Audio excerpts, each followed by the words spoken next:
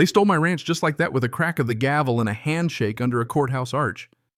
3,500 acres gone. $8.2 million worth of my family's sweat and calluses sold off for 50 grand to the HOA president's own brother-in-law.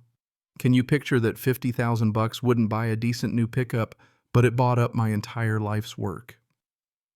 The ink wasn't even dry before my boots were tracking frost in the yard, and I was staring at a foreclosure notice nailed to my gate like a wanted poster.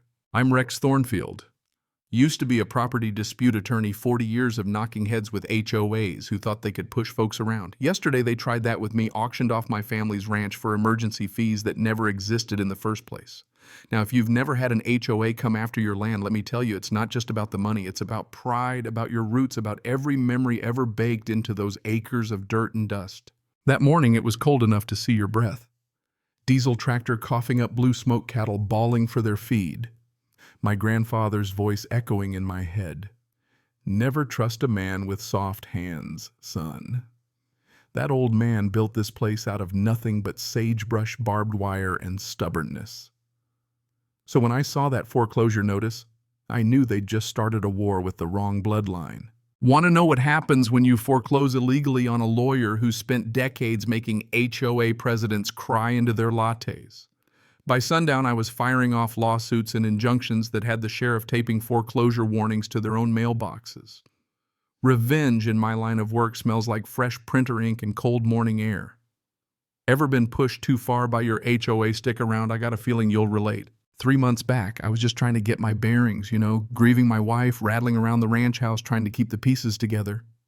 The plan was simple: run cattlemen fences, maybe dust off that legal thriller I'd been threatening to write for 20 years.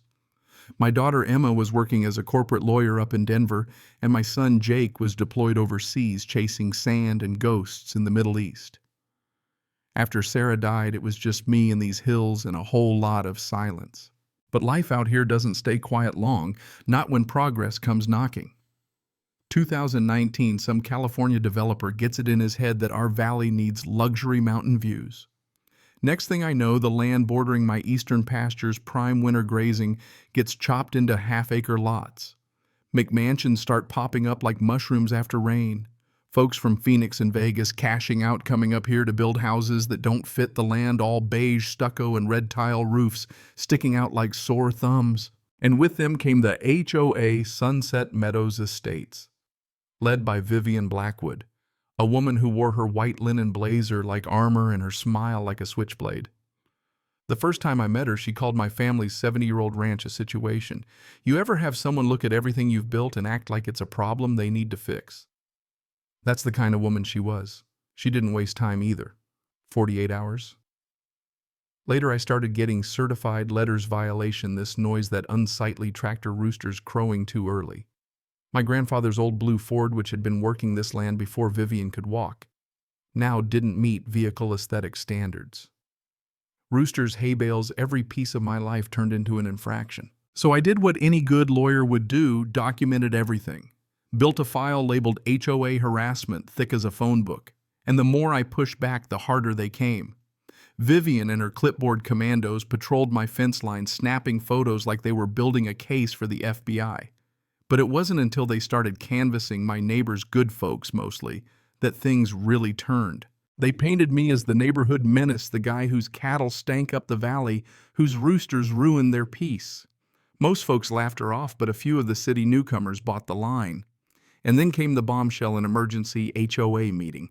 I wasn't invited, of course, but Dale Morris, an old rancher down the road, called me that night. Rex, they hit you with a $47,000 special assessment for infrastructure repairs. Roads, runoff, noise mitigation, the works. Classic shakedown. Now, my grandfather built half those roads himself, and my irrigation ditches have been carrying water since before their subdivision was even a rumor. But the HOA claimed county approval said new boundary adjustments put me inside their jurisdiction.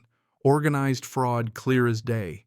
So I crashed their next meeting, spread out original survey maps, and demanded proof. They had nothing, just bluster paperwork and Vivian's painted-on confidence. Of course she didn't back down. Instead, she brought in the lawyer's fancy firm out of Phoenix, gold letterhead threats of civil and criminal penalties if my dangerous livestock ever crossed into common areas. Next morning, someone cut my fences, professional job too. My cattle ended up on HOA land. Vivian had the news there before sunrise, crying about threats to community safety. But you know how karma works. That afternoon, Marcus Blackwood's teenage son, Vivian's nephew, came up my drive shaking like a leaf.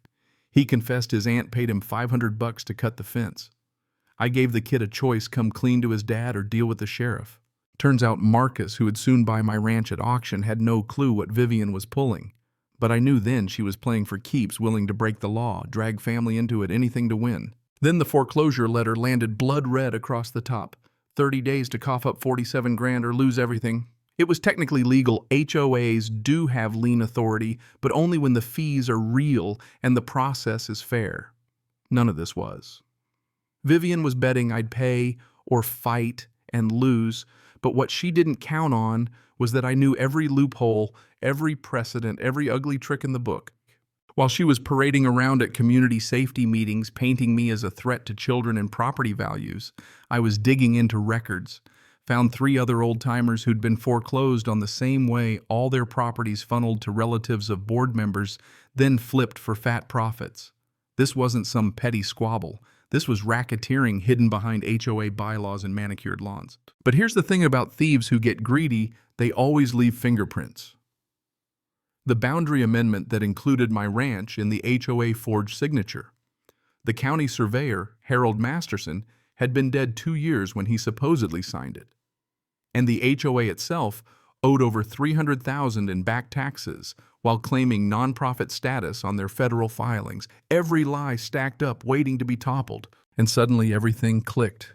This was a criminal enterprise preying on people like me, honest families too stubborn to back down, but not always equipped to fight back. But I was. I called my daughter Emma, told her to fly in. She's got Sarah's mind for detail and my appetite for battle. Brought in my old law partner Jasper, a specialist in burning corrupt HOAs to the ground. Called Dale, my brother-in-law, a retired detective who can smell dirty money through concrete. And Janet, the county's top title agent, who'd been waiting years for someone to finally connect these dots. We turned my kitchen into a war room, coffee evidence, phones ringing, documents everywhere. Emma found millions laundered through shell companies. Dale uncovered judgments against Vivian in 3 states. Jasper mapped out enough charges to put the whole board away for a decade. And then came our ace in the hole. Arizona law lets property owners create agricultural preservation districts. These districts can exercise eminent domain to force a sale at farm value, not McMansion value. You see where this is going. We established the district, filed the paperwork, and prepared to buy back every half-acre lot in the subdivision for about $600 each, legally, fairly, using the same tactics they'd tried to use on me. Vivian caught the scent, tried to hit back with every bureaucratic trick she had. Health inspectors, fake contractor liens, even filed a complaint with the bar to get me disbarred for unauthorized practice. But she'd overplayed her hand.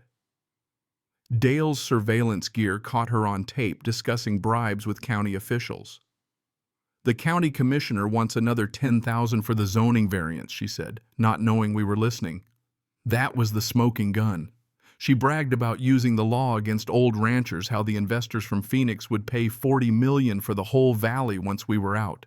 With everything lined up, we let Vivian run one more show. Her community safety summit packed the gym with banners and coached up residents complaining about rooster noise and cattle smells. I countered with a retirement auction, let the news run their story, while Emma quietly bought back every tractor, every piece of equipment through shell companies. To the world, I was finished. To us, it was the perfect cover. Then came the county commissioners' meeting. Vivian strutted in like a peacock, expecting a victory lap. Instead, I presented recordings, forged documents, the dead surveyor's signature, the shell companies, the bribes, everything. I invoked the agricultural district's eminent domain, announced we were acquiring Sunset Meadows at $600 per lot, same way they'd taken my ranch. Vivian screamed about conspiracy right up until the sheriff cuffed her on the spot. Marcus lost his contractor's license. The junior associate got disbarred. The county clerk who helped file the forgeries skipped town. The judge called it a masterclass in suburban racketeering, handed out jail time and restitution. The HOA's entire subdivision was legally acquired at farm value. Most of those families left quietly, probably grateful to get out before the feds finished their sweep. But here's where the story turns. With the settlement money, I started the BART Community Foundation. We give free legal help to anyone fighting HOA scams, 62 families and counting. Emma opened a satellite law office here. Jake came home, started teaching city kids how to rope calves in the same pasture his great-granddad once worked. We turned the subdivision's common areas into educational pastures. Kids' laughter echoes where corporate greed nearly won. My wife Sarah, God rest her, would have loved this. Every scholarship, every workshop, every neighbor who walks away with their home, it's a piece of her legacy too. The legislature even passed a law in my name making HOA foreclosures harder to rig. Neighboring counties have set up their own districts, and maybe one day honest land and honest work will mean something again. If you're listening to this, remember, bullies count on good people staying quiet. But sometimes losing everything shows you the best revenge is helping others avoid the same fate. Ever tangled with an HOA or had your home threatened by folks with too much power and not enough heart? Drop a comment, share your story. You might be surprised what happens when good neighbors stand up for each other. Hit subscribe for more stories of ordinary folks beating the system, and next week I'll tell you how one woman turned an HOA's flag dispute into owning the president's house. Justice, folks, it's best when shared.